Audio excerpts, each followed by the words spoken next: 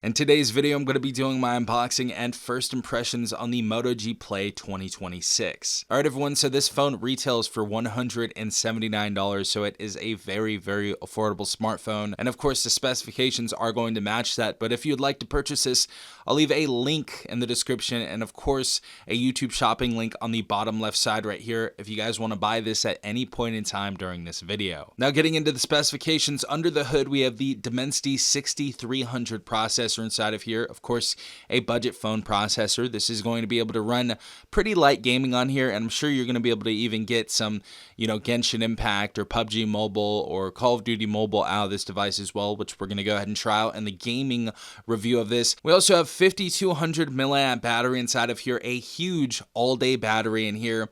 We have an IPS LCD display, so this is going to be HD, not full HD, and this is going to get up to 1000 nits and have 120 hertz for the refresh rate. We also have Android 16 out of the box. We have expandable storage with that 64 gigabytes that we have in here already. So yes, we do have 64 gigs, but we also can expand storage via micro SD card up to 1 terabyte. So we can expand this with a lot of storage. We also have 18-watt charging. We have stereo speakers on here with Dolby Atmos, and they did not forget the 3.5mm headphone jack. Great to see it on here. Without further ado, let's go ahead and unbox this device. Alright everyone, so we have the phone on top right here, which we're gonna go ahead and put to the side. We also have a little box right here as well. Inside we have our quick start guide. We have our USB Type-C to Type-C data cable. And of course, we have our SIM ejector tool. Finally, taking this phone out right here, we can see that beautiful vegan leather back right here, or faux leather back. Absolutely love this, especially for $179. I think this is one of the best decisions Motorola has made with their lower end phones right here. Amazing texture right here. Very grippy. It does come in only one color as far as I know, and that comes in Pantone Tapestry. Very nice color. I guess this would be a lower or lighter indigo, to be quite honest, but really do like the color on this. Of course, we have the Motorola emblem in the middle right here, and we have the camera setup right here as well. Our main camera is going to be a 32 megapixel wide angle camera with PDAF. We also have our LED flash, HDR, and panorama on here. This is capable of recording up to 1080p at 30 frames per second, and the secondary camera on here is going to be a light sensor to help out your photos on here as well. So that's not going to be a whole other camera. Right side of the phone, we're going to have our volume up and down rocker. We have our power button, which looks like it's going to be our fingerprint sensor as well. We'll verify that in a second. Top of the phone, we have a noise canceling mic. Left side of the phone, of course, we have our SIM tray to go ahead and expand your storage and of course put in your SIM card. Bottom of the phone, we have that glorious 3.5mm headphone jack, so we don't need to use wireless earbuds if we choose to. We also have our noise canceling mic. In the middle right there, we have our USB Type-C port. And at the bottom right side, of course, we have our speaker. Alright everyone, so the phone is finally booted up right here. And if we go ahead and use our fingerprint sensor, it is going to be on the right side of the phone. And it is decently accurate right here, as you guys can see. Boom. Go and turn that on. So pretty accurate fingerprint sensor right here, pretty solid. Haptic feedback also feels decent. It definitely feels a lot better than a lot of other cheaper devices around this price tag. It kind of feels a little jittery. This one feels more solid. On here, out of the box, Android 16, as you guys can see. So beautiful to see that right here. You do have the choice to put buttons on the screen if you wish to, but there is also an option to use the new gestures built in with Android 16 when you set up the phone. Also, as far as the display goes, when you get this phone out of the box, you guys are going to have to change the display refresh rate because it is going to be set to smart and balanced by default. So to get the full 120 hertz out of this phone, make sure you go into the settings, display, and click on hyper smooth if you wish to have the 120 hertz refresh rate right here. But as you guys can see, pretty smooth. The viewing angles are also pretty decent on this device as well. As you guys can see in our drop down bar menu, we have our Wi-Fi right here. We have Bluetooth, auto rotate. We have our wallet right here to put some stuff inside of, like our credit cards and debit cards and gym memberships and stuff like that. We have Moto unplugged. We have device controls. We have modes. We have our hotspot, flashlight. Very basic stuff right here. We can also screencast on here. We have our NFC on here if you guys want to use that for payments at stores if you forget your wallet. We have our system update. We have Dolby Atmos inside of here as well. And the other thing I forgot to mention while booting up this phone is we do have eSIM compatibility. So if you guys are traveling out of the country, it is going to be very easy to download an eSIM and put it on this device. So great to see that. Of course, Moto Unplugged right here is going to show you how to use all of the Motorola features and of course personalize your themes and display size and all that different type of stuff. So if you want to go ahead and do that, Motorola offers some amazing customization while also still staying stock Android. Also forgot to mention on the front of the phone right here, we have a front-facing camera. That's going to be our 8-megapixel selfie camera.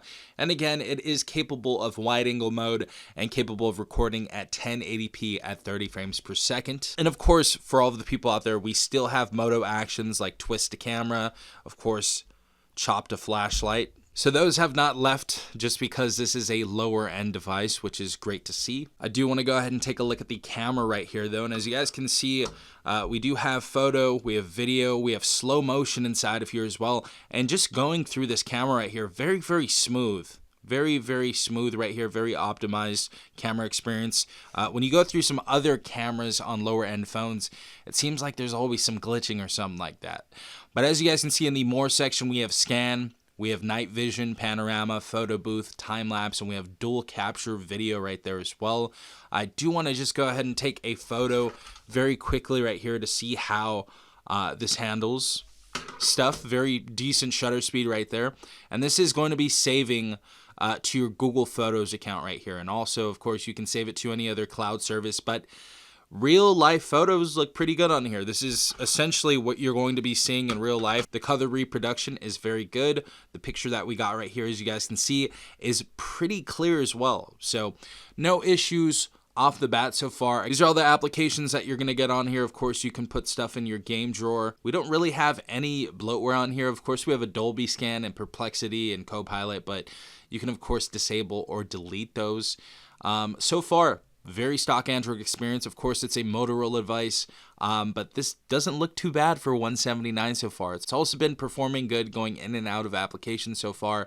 The next thing I do want to check out is the speakers on this device and, of course, watching a video. All right, everyone, let's go ahead and start this video. We have an NCS song right here. Let's go ahead and see how these speakers sound.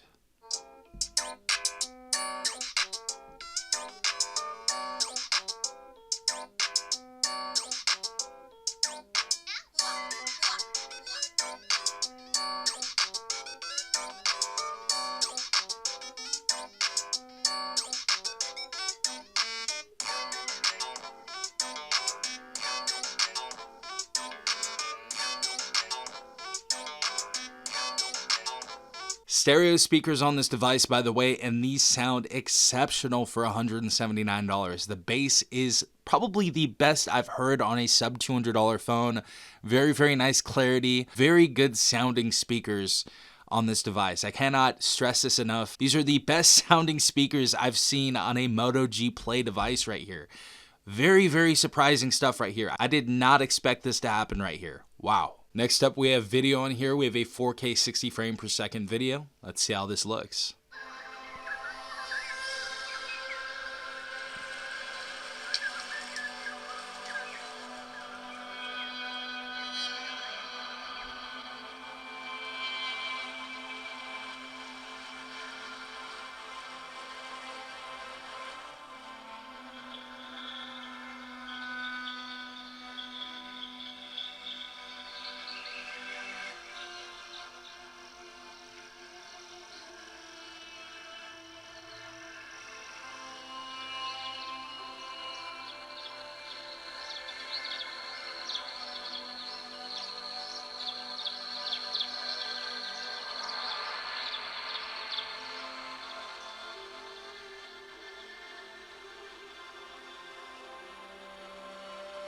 Awesome. So solid video on here. I don't think anybody is going to be mad at this for $180 or $179. This looks really, really good.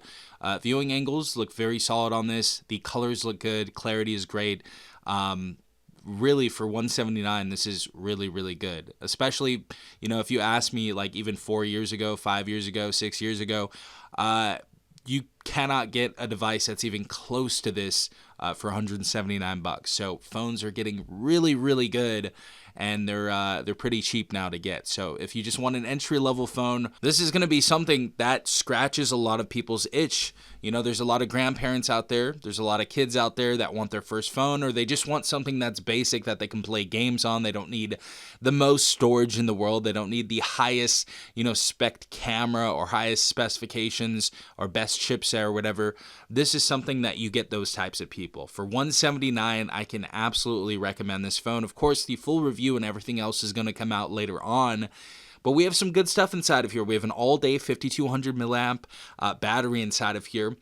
We have a nice 1000 nit peak brightness display, 120 hertz LCD. Yes, it's HD, but it still looks pretty solid on here. We got Corning Gorilla Glass 3, Android 16. Yes, we only have 64 gigabytes of internal storage, but we can expand that to 1 terabyte. It looks like we have the best speakers also in this device that I have ever seen on a sub $200 phone. I'm just going to say that now. These are the best speakers on a sub $200 phone, especially when it comes to Motorola. This is a big improvement from the last few years of the Moto G Play series. Great job, Motorola. Great job right here. Again, if you want to pick up this device, we have a YouTube shopping link on the bottom left side, and of course, we have a link in the description down below for your convenience. But yeah, let me know in the comment section down below what you guys think about this device.